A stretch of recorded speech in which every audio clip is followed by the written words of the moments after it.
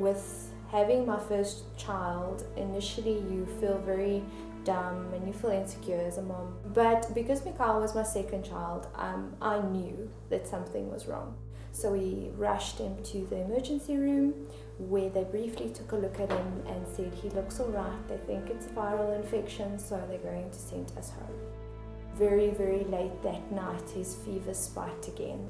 They found that his infection count, usually about under 10 is a normal count, and his was in the kind of past 200 range.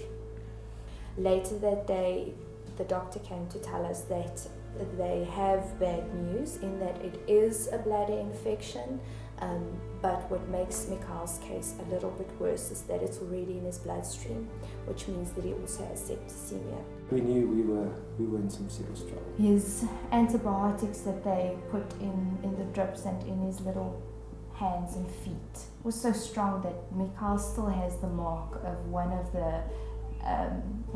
of his veins that actually collapsed. The things that went through my mind, first of all, as a father, was I could lose my boy. As the custodian, or as the kind of one person in our house that needs to protect my family, the challenge is that just by virtue of what was happening, I couldn't protect my family. At that point, the only real emotion was fear. It felt like my whole world came to a standstill. Nothing else mattered. So work, and it was just that situation.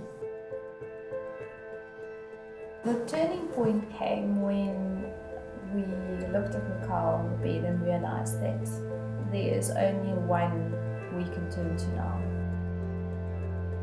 And we stood around his bed, took hands, and Jacques laid his hand on Mikhail's forehead.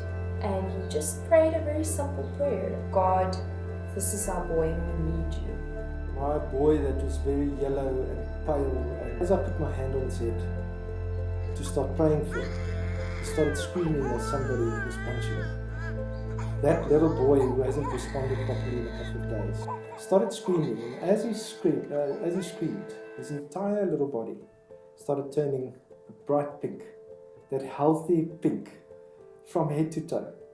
The color that he was when he was born. God put his hand on that child in that moment. And the Friday, his infection count was under 30. We pursued the doctors to try and see, what caused the septicemia. And we ended up at a urologist. I honestly sat in front of the urologist thinking that there is no way that there will be anything wrong with Mikhail because God healed our child.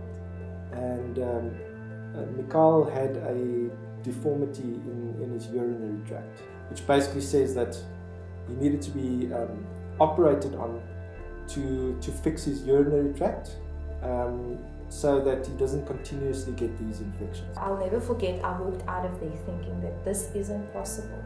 How is it possible that Mikhail has urinary reflux if God healed him? So for an entire year, we had to have him on antibiotics. Now we had to deal with the next step, which was surgery.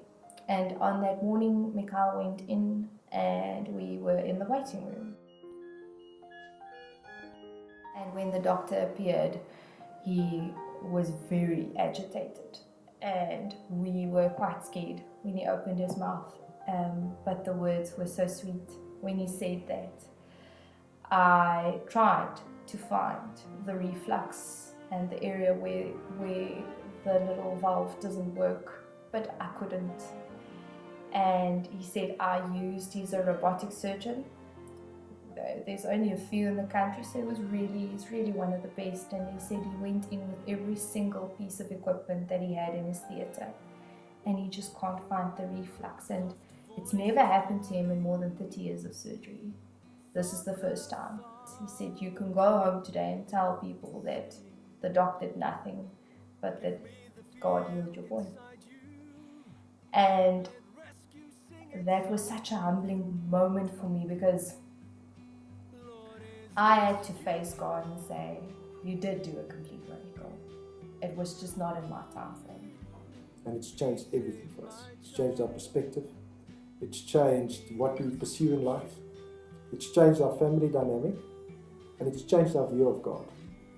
We always view Him as force in the sky, very far removed from us.